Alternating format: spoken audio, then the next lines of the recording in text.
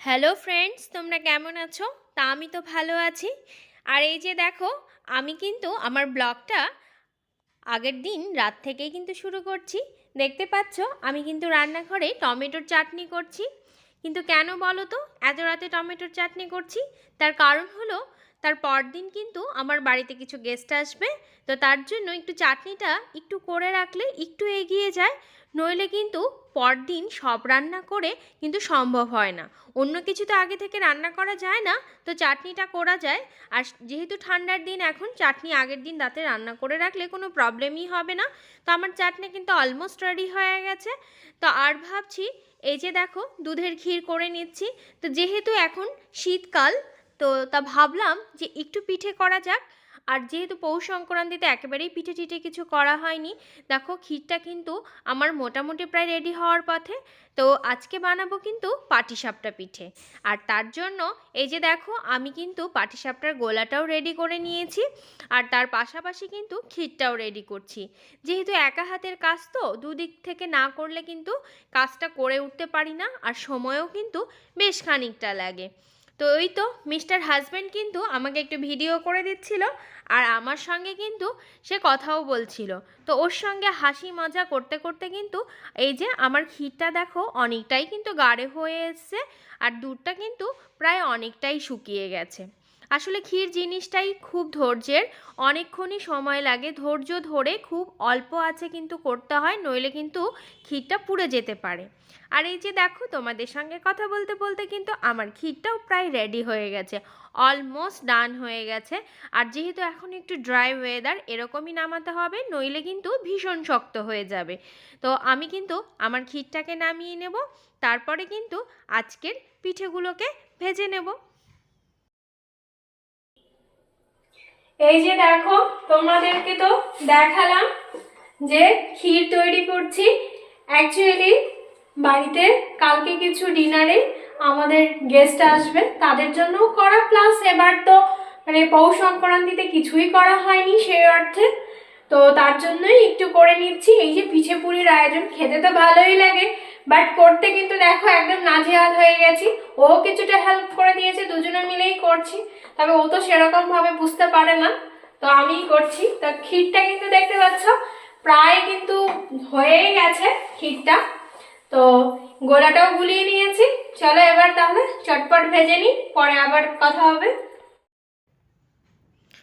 পিঠে বানানোর জন্য এই গোলাটা রেডি করাটাই কিন্তু সব থেকে টাফ। তার কারণ এর ভেতরে যে যে ইনগ্রিডিয়েন্টসগুলো আছে, সেগুলোর যদি সঠিক পরিমাণে ব্যালেন্স না থাকে, তাহলে কিন্তু পাটিসাপটার যে বাইরের কোটিংটা রয়েছে সেটা কিন্তু খুব ভালো হবে না। আর এই যে দেখো, আমার বাড়িতে কিন্তু আজকে বেগুন ছিল না। সাধারণত আমাদের মা মাসিদেরকে দেখে এসেছি যে বেগুনের বোটাটা দিয়েই একটু তেল ব্রাশ করে নেয়, অ্যাকচুয়ালি ব্রাশের কাজটা করে তারা। কিন্তু আমার কাছে ছিল না, যার কারণে আমি কিন্তু গাজরের মুখটাই কেটে নিয়েছি। তো তোমরাও কিন্তু যাদের বাড়িতে এরকম কিন্তু বেগুন ধরো নেই, তো তারাও কিন্তু আমার এই বুদ্ধিটা সহজেই অ্যাপ্লাই করে নিতে পারো। আর এই যে দেখো, আমি কিন্তু এই যে প্রথমবার এই কিন্তু গোলাটা দিয়ে দিলাম। তো দিয়ে কিন্তু আমি ক্ষীরটাও ভরে নিচ্ছি। জানি না প্রপার উঠবে কি না, কিন্তু দেখতে পাচ্ছি বেশ ভালোই কিন্তু আমার পিঠেটা প্রথমেই ভালো সুন্দর উঠে গেছে। মনটা কিন্তু একদম খুশিতে ভরে গেছে। তার কারণ যে কোনো কাজ যদি তোমরা মন থেকে করো, আর সেই কাজটা যদি প্রমিনেন্ট হয় না, তাহলে দেখবে তার কিন্তু আনন্দটাই ভীষণ আলাদা। তো আমারও ভীষণ আনন্দ হচ্ছিল যে এবছরের মতো পাটিসাপটা প্রথমবার, তাও আবার এত সুন্দর হয়েছে। এটা কিন্তু পরের দিন সকালবেলা বাজার করে এসে দেখো মাটনটা বসিয়ে নিয়েছি, যেহেতু গেস্ট আসবে।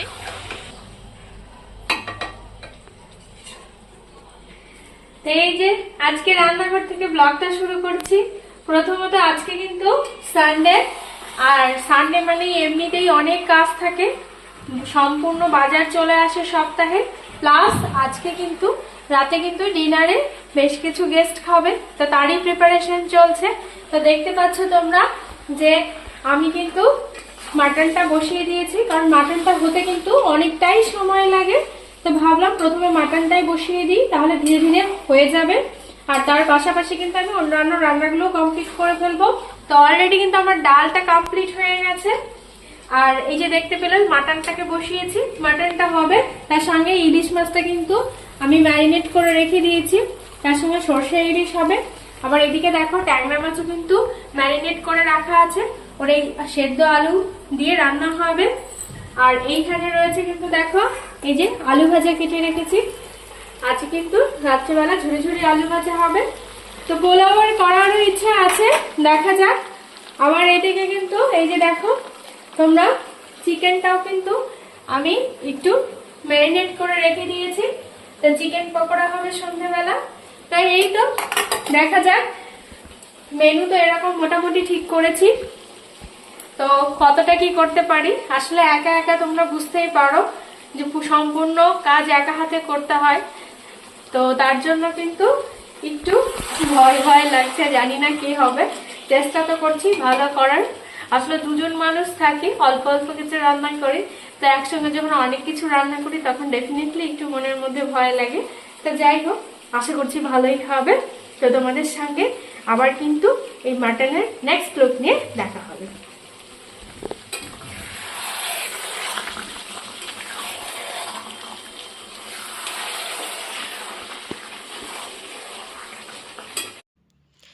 দেখতেই পেলে আমি কিন্তু মাটনটা বসিয়ে নিয়েছি, তার ফাঁকে কিন্তু দেখো সব কিছু গুছিয়ে নেওয়া হয়ে গেছে। ট্যাংরা মাছটাকেও আমি নুন হলুদ দিয়ে মাখিয়ে নিয়েছি, আর ট্যাংরা মাছটা কিন্তু আলু দিয়ে ঝোল করব।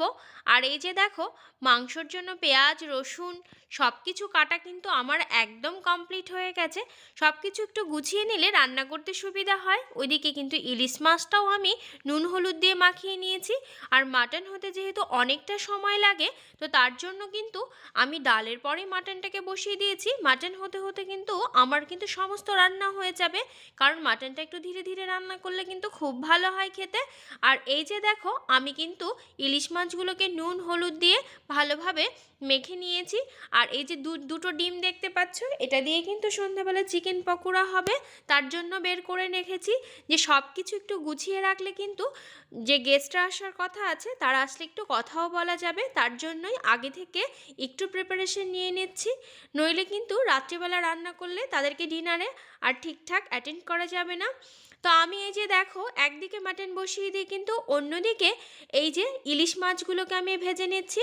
আর ইলিশ মাছগুলো ছাড়তে গিয়ে কিন্তু দেখো এমন তেল ছিটকেছে যে পুরো একদম ক্যামেরার মধ্যে চলে এসছে। তো যাই হোক, আর ইলিশ মাছটা কিন্তু বেশ ফুটছিল, একটু ভয় ভয়ও করছিল, উল্টোতে বেশ ভয় পাচ্ছিলাম, কারণ মাছটার ভেতরে এত বেশি তেল ছিল যে কি বলবো, যে মানে এত বেশি ছিটকোচ্ছে যে তোমরা বারবার দেখতে পাচ্ছ। আর আমার হাজব্যান্ড কিন্তু আমার সঙ্গে মজা করছে, তো ওর সঙ্গে মজা করতে করতে দেখো আমার কিন্তু এই যে ইলিশ মাছটাও কিন্তু ভাজা কমপ্লিট হয়ে গেছে। আর যেহেতু এটা সর্ষে ইলিশ করতে কিন্তু বিশেষ সময় লাগবে না। আর কে কে তোমরা সর্ষে ইলিশ খেতে পছন্দ করো, আমার প্রিয় একটা রেসিপি, যেটা হলে কিন্তু আমার আর অন্য কিচ্ছু চাই না। আর এইদিকে দেখো আমার কিন্তু ট্যাংরা মাছের ঝোলটাও কিন্তু অলমোস্ট ডান হয়ে গেছে। একটু অন্যরকমভাবে রান্না করেছি ট্যাংরা মাছের ঝোলটা, এই যে দেখতে পাচ্ছ ট্যাংরা মাছের ঝোলটা কিন্তু এখন নামিয়ে নেব। ধীরে ধীরে একটা একটা করে রান্না যখন হচ্ছে তখন থেকে মাথাটাকে একটু লাইট মনে হচ্ছে, কারণ নিজেরা খাওয়া একরকম, বাড়িতে কেউ আসলে সেটা একটা মানসিক প্রেশার থাকে যে আমি ঠিকভাবে করতে পারবো কি না, ঠিকভাবে প্রমিনেন্ট হবে কি না। তো যাই হোক, আমার মাংসটা কিন্তু 50% কষে গেছে, এই যে দেখতে পাচ্ছ তেল উঠে গেছে। তো আরেকটু ভালোভাবে কষাতে হবে, তো কষালে কিন্তু মাংস অনেক বেশি টেস্টি হবে। আর এইদিকে দেখো আমার কিন্তু ট্যাংরা মাছটা একদম সম্পূর্ণ রেডি হয়ে গেছে, সঙ্গে সর্ষে ইলিশটাও কিন্তু অলমোস্ট রেডি হয়ে গেছে। দেখতে কেমন লাগছে বলো তোমরা, কিন্তু প্লিজ কমেন্টস করে জানাবে। আমার তো মনে হচ্ছে যে দেখতে তো ভালো হয়েছে, তো ডেফিনেটলি খেতেও অনেক ভালো হবে। এদিকে ডালটা করে নিয়েছি, আর ওইদিকে চাটনিটাও কিন্তু আমার হয়ে গেছে। আর ওইদিকে তোমরা এর আগেই দেখতে পেলে আমি কিন্তু আলু ভাজাটা কেটে রেখে দিয়েছি, তো ওটা কিন্তু এখন করব না, ওটা সন্ধ্যেবেলায় করব। সন্ধ্যেবেলায় একটু পোলাও করার ইচ্ছে আছে, তখন কিন্তু আলু ভাজাটাও একটু ভেজে নেব। আর এইদিকে দেখো প্রায় এখন কিন্তু সন্ধে হয়ে গেছে। এখন আমি কি করেছি, এখন পোলাওটা কিন্তু আমি একটু বসিয়ে দিয়ে আমি একটু স্যালাডটা কেটে নিয়েছি। আর স্যালাড ডেকোরেশনটা তোমাদের কেমন লাগলো প্লিজ লিখে জানিও। তো ওই দিন কিন্তু এত প্রেশারের মধ্যে আর কিন্তু ভিডিও করা হয়নি, আমার হাজব্যান্ডও ভিডিও করেনি, তো দাদাদেরকে তোমাদেরকে দেখাতে পারলাম না, দুর্ভাগ্যজনক। নেক্সট টাইমে দেখা হবে। তো এটা কিন্তু পরদিন সকালবেলা। তো দাদারা সবাই রাত্রিবেলাই চলে গেছে। তো এরপরে কিন্তু এই যে সমস্ত যে চীনামাটির থালা বাসনগুলো বের করা হয়েছিল, তো সেগুলো কিন্তু একটু ধুয়ে ধুয়ে কিন্তু একটু উপর করে দিচ্ছি। জলটা ঝরে গেলে এটাকে কিন্তু একটু ভালো করে মুছে আবার সুন্দর করে গুছিয়ে রাখবো। অ্যাকচুয়ালি জিনিস ভালো করে যত্ন করলে কিন্তু অনেকের লংজিভিটি বেড়ে যায়। তো যার কারণে একটু ছড়িয়ে ছড়িয়ে দিচ্ছি যাতে ভালোভাবে জলটা ঝরে যায়, আর জিনিসগুলোকে কিন্তু ভালোভাবে রেখে দিতে হবে। আসলে আমি একটু গুছিয়ে কাজ করতে ভালোবাসি, এই জন্যই কিন্তু এই যে সব কিছু সকালবেলা এইগুলো নিয়ে পড়েছি। তো মিস্টার হাজব্যান্ড কখন যে পেছন থেকে এসে ভিডিও শুরু করেছে আমি সত্যিই বুঝতে পারিনি। আর দেখো দাদা বৌদি আর মাসিমা কি পাগলামি করেছে, তোমরা সেটা দেখতেই। এই যে দেখো মাথায় একদম চিপচিপে করে তেল দিয়েছি, তো স্নান করব। তো ভাবলাম যে একটা জিনিস তোমাদেরকে দেখাই। আসলে তোমরা তো ভিডিওতে দেখলে যে দাদা বৌদি এসেছিল পাশে, তো দাদা বৌদি কিন্তু গেট টুগেদারের জন্য ডেকেছিলাম, আর দাদা বৌদি কি কাণ্ড করে বসেছে কি বলবো। ভেবেছে আমাদের অ্যানিভার্সারি, তারা একদম পুরো গিফট নিয়ে হাজির। শুধু বৌদি বা দাদা আনেনি, সঙ্গে হচ্ছে বৌদির মা মাসিমা ছিলেন, তো মাসিমাও এসেছিলেন, তো মাসিমাও এনেছে। তো ভাবছি আজকে আনবক্সিং করব, মানে অ্যানিভার্সারি না করতেই অ্যানিভার্সারির গিফট পেয়ে গেছি, একেবারেই অপ্রত্যাশিত। তো চলো দেখি, তোমাদের সঙ্গে আমি এখন আনবক্সিং করিনি। তো আজকে এটা কিন্তু দাদা বৌদি দুজনে মিলে দিয়েছে। তো চলো দেখি এটার ভেতরে কি আছে। তো এটার মধ্যে কিন্তু আছে, এই যে দেখো একটা কিন্তু বেডশিট আছে, দেখতে পাচ্ছ। তো খুলে দেখি চলো। এই তো বেডশিটটা এইটা হলো বেডশিটটা খুবই সুন্দর, ভীষণ লাইট কালারের মধ্যে। সামারে কিন্তু এইসব বেডশিট ইউজ করতে খুবই ভালো লাগে আমাদের।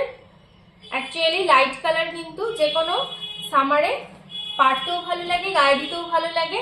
আমার কিন্তু ভীষণ পছন্দ হয়েছে। তো বৌদি এই জিনিসটা এনেছে, তো ভালোই লাগছে। পুরোপুরি আর খুললাম না, পুরোপুরি খুললে আবার অনেকটা সময় লাগবে গোছাতে। তো যেহেতু স্নানে যাবো একটু তাড়া আছে। আর এই মাসিমণিটা দেখো এত ভারী, মানে আমি জাস্ট ওয়েট করতে পারছি না, রাখতে পারছি না। তো চলো দেখি এটার ভেতরে কি আছে। মানে কি বলবো, সব এগুলো কি সব পাগলামি করেছে, মানে আমি এর ভাষায় নেই, ভাষায় বর্ণনা করতে পারবো না তোমাদের। দেখো কি করেছে, পুরো ডিনার সেট নিয়ে হাজির হয়েছে। দেখো লাউ কলা ডিনার সেট। চলো তাহলে আনবক্সিং করে নিই, দেখি। আমিও দেখিনি, এই যে দেখছো একদম পুরো সিল প্যাক, কিছু খুলিনি। চলো আনবক্সিং করি, দেখি এখন খুলে কি কি রয়েছে এর মধ্যে। তো বক্স আর বক্স, কত বক্সগুলো কিন্তু পরপর খুলে নিচ্ছি। প্রথমেই দেখলাম এটা কিন্তু স্যুপ বোল সেট, এখানে কিন্তু 4টা সেট রয়েছে, ভারী সুন্দর দেখতে, খুবই ভালো লাগলো দেখে। তো তারা যে এরকম পাগলামি করবে সত্যি আমি বুঝতে পারিনি। এরপরে দেখো এই প্যাকেটটা খুলে দেখছি, এর মধ্যে কিন্তু 4টে কোয়ার্টার প্লেট রয়েছে, যেখানে তোমরা মিষ্টি বা স্ন্যাক্স এই ধরনের কিছু দিতে পারো, বেশ ভালো। এরপরে দেখো প্যাকেট আর শেষ হচ্ছে না, এর মধ্যে হচ্ছে অনেক বড় বোল রয়েছে, এটা হচ্ছে 2টো সার্ভিং বোল। তো এই বোলগুলো কিন্তু আমার সত্যিই বিশেষ দরকার ছিল, আমার সেই অর্থে বলছিল না, একটাই বলছিল। তো ভালোই হয়েছে, তো খুব পছন্দ হয়েছে আমার। তো এরপরে কিন্তু দেখি নেক্সট কিন্তু বক্সের এখনও শেষ হচ্ছে না, এরপরেও কিন্তু আরও বক্স রয়েছে। দেখছি এই ছোট্ট বক্সের মধ্যেও কিন্তু ছোট ছোট 3টে কিন্তু ভেজিটেবল বোল রয়েছে, এখানেও কিন্তু বেশ সব কিছুতেই 4টে করে কোয়ান্টিটি, আর শুধু হচ্ছে সার্ভিং বলি 2টো। আবার এই যে লাস্ট বক্স খুলছি, এখানেও কিন্তু দেখছি 4টে বড় ডিশ রয়েছে। তো অনেক জিনিস, কি বলবো, মানে প্রচুর জিনিস, বেশ সুন্দর লেগেছে, আমার তো খুব পছন্দ হয়েছে। তোমাদের কেমন লেগেছে প্লিজ লিখে জানিও। এই তো দেখতেই পেলে আনবক্সিং করেছি, এত সুন্দর হয়েছে, ডিনার সেটটাও আমার খুব পছন্দ হয়েছে, বেডশিটটাও ভীষণ পছন্দ হয়েছে। কিন্তু কি বলবো, মানে তারা গেস করে কিন্তু নিয়ে এসছে, আমি কিন্তু তাদেরকে কিছুই বলিনি। আর আমার সেদিন অ্যানিভার্সারিও ছিল না, জাস্ট একটা গেট টুগেদারের জন্য দাদাদেরকে বলেছিলাম। দাদাদের বাড়িতেও আমরা গিয়েছিলাম, অনেকদিন যাবতই ভাবছিলাম যে দাদাদের সঙ্গে একটা গেট টুগেদার হয়ে যাবে, বাট এই বিভিন্ন প্রবলেম সময় হচ্ছিল না। তো যাই হোক, তো অবশেষে হয়েছে। কিন্তু আবার উপরন্তু একটা গিফট, একটা নয় দুটো গিফট পেয়ে গেছি। তো যাই হোক, খুশিও লাগছে যে অপ্রত্যাশিত এরকম গিফট পেয়েছি। তো তার সঙ্গে কিন্তু আজকের ভিডিওটা এখানেই এন্ড করছি। যদি তোমাদের এই ভিডিওটা ভালো লেগে থাকে তাহলে প্লিজ লাইক করো, কমেন্ট করো, শেয়ার করো এবং অবশ্যই সাবস্ক্রাইব করতে কিন্তু কখনোই ভুলো না। আমি কিন্তু তো দেখছি যে অনেকেই তোমরা আমার ভিডিও দেখছো, কিন্তু তোমরা কিন্তু সাবস্ক্রাইব করছো না। প্লিজ তোমরা সাবস্ক্রাইব করো, কারণ তোমাদের হেল্প না হলে কিন্তু আমি এগোতে পারবো না। আর তোমরা যদি এইভাবে আমাদেরকে এগিয়ে দাও তাহলে কিন্তু অনেক ভালো ভালো ভিডিও নিয়ে আমি হাজির হব ব্লগার স্বরূপা। ততক্ষণ অবধি ভালো থেকো, সুস্থ থেকো, দেখা হবে নতুন একটা ভিডিওর সঙ্গে। বাই।